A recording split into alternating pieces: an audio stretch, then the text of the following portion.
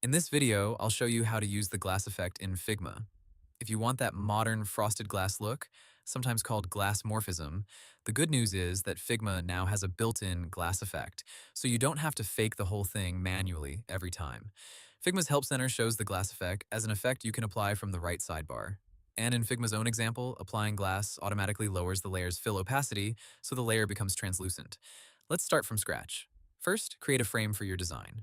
This works best when you already have something visual behind the glass, like a colorful background, a photo, a gradient, or a group of UI cards. The reason is simple. Glass only looks like glass when there's something underneath it to distort, soften, and partially reveal. If the background is just plain white, the effect will be much harder to notice. Now add the shape you want to turn into glass. Most of the time, that will be a rectangle with rounded corners for a card, a small panel, a modal, a floating toolbar, or a button. You can also use circles or custom shapes, but a rounded rectangle is the easiest place to begin. With that shape selected, go to the Effects section in the right sidebar. Open the Effect dropdown and choose Glass. Figma's official tutorial shows this exact workflow, and that's the fastest way to get the base effect onto your shape. As soon as you apply it, you'll notice the object becomes translucent. Figma says the glass effect automatically changes the layer's fill opacity, and in its own example, it drops the fill opacity to 20% by default. In practice, that means one of the first things you'll usually want to adjust is the fill itself, so the panel is visible enough without becoming too solid.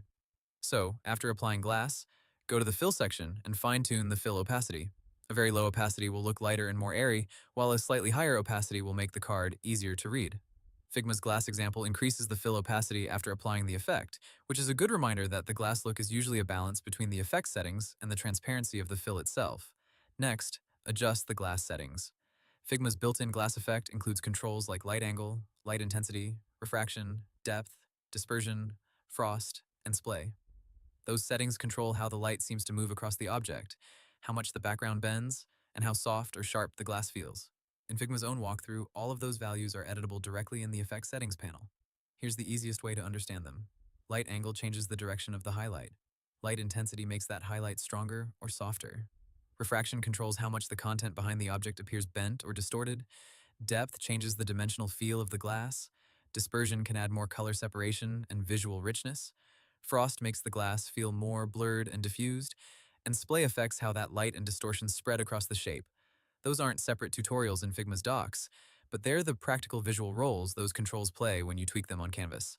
This part is partly interpretation based on the effect controls Figma exposes. If you want a clean UI glass card, keep it subtle. Usually the best results come from avoiding extreme settings. You want the user to feel the effect, not get distracted by it. If the background looks too warped, lower the strength. If the card disappears into the background, increase the fill opacity a little. If it looks too flat, adjust the light angle and intensity. Now let's make the effect look more polished. One of the best upgrades is adding a soft stroke.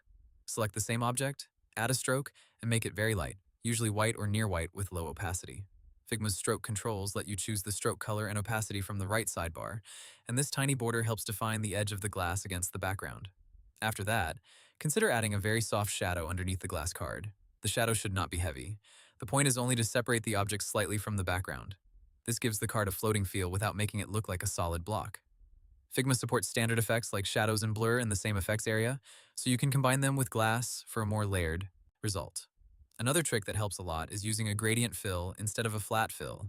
Figma's own glass effect example uses a gradient fill before applying glass, which adds more realism and makes the object feel less flat.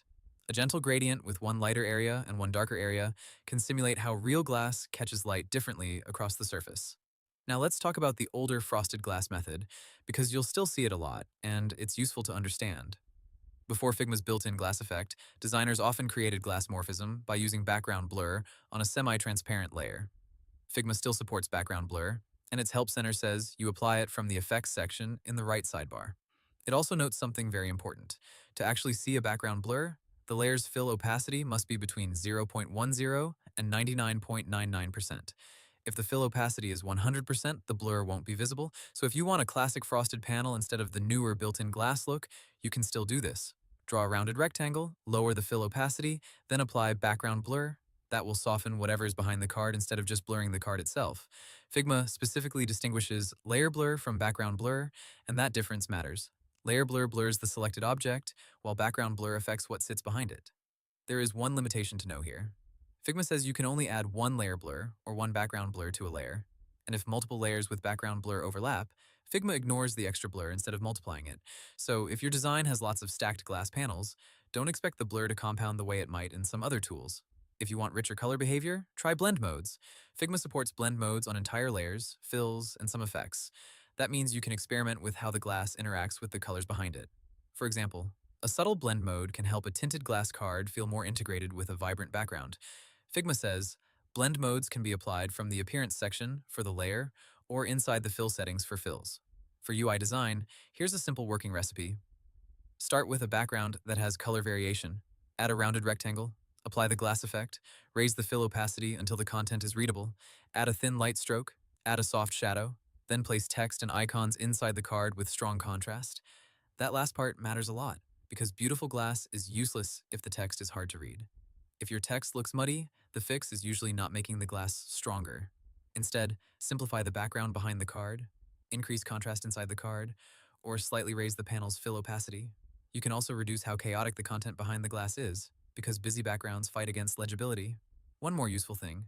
Figma supports Smart Animate with layers that use texture, noise, background blur, or layer blur effects. So if you're animating panels in a prototype and you're using the blur-based frosted method, Smart Animate can work with that setup. Figma notes this in its Smart Animate documentation. And if you plan to export to SVG, there's a limitation to keep in mind. Figma says background blurs don't carry over the same way in SVG export, and you would need to blur the layer directly instead. So for handoff or export, always test your result instead of assuming the glass will look identical outside Figma. So to sum it up, the fastest modern method is to apply Figma's built-in glass effect from the effects panel, then refine the fill opacity, light settings, and stroke. If you want a more classic frosted glass style, use a semi-transparent shape with background blur. In both cases, the secret is the same. A good background, subtle settings, and enough contrast for your content to stay readable. That's how to use the glass effect in Figma. Hope the tutorial was helpful, subscribe to my channel, and see you in the next video.